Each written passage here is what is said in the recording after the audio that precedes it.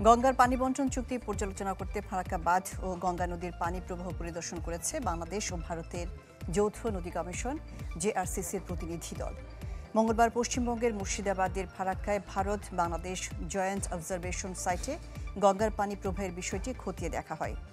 জেআরসিবির সদস্য মোহাম্মদ আবুল হোসেন জানিয়েছেন, গত জানুয়ারি মাসের চেয়ে পানির প্রবাহ একটু কমেছে। আগামী বছর গঙ্গা চুক্তি নবায়ন নিয়ে একটি টেকনিক্যাল টিম গঠন করা হবে বলে জানিয়েছেন তিনি। 1996 সালের 12 ডিসেম্বর গঙ্গার পানি বণ্টন চুক্তি হয়।